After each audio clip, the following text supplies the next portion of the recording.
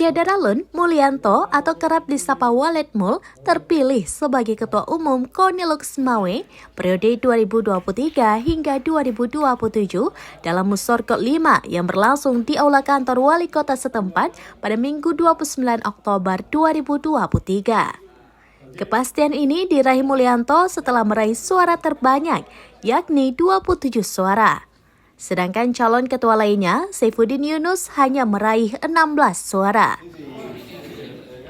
Usai ditetapkan sebagai Ketua Umum KONI Luxmawe periode 2023 hingga 2027, Mulyanto juga menunjuk tim formatur, yakni Azhari dan Dr. Hilmi Asa SEMM CBA.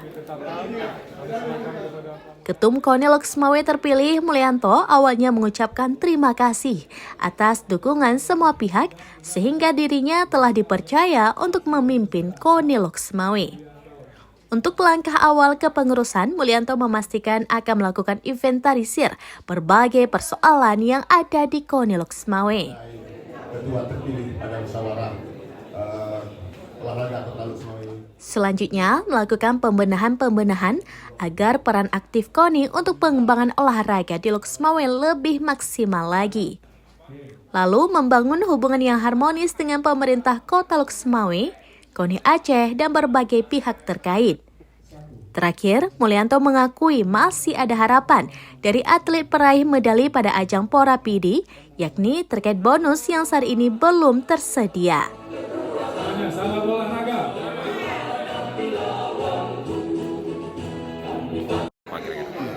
Harapannya mungkin lebih kepada pengorbanan, mungkin pengabdian kita.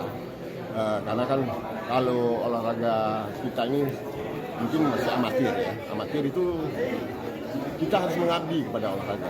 Harapannya kita semua ini jangan ada terlintas di pikiran kita bahwa melalui olahraga ini pembina-pembinanya bisa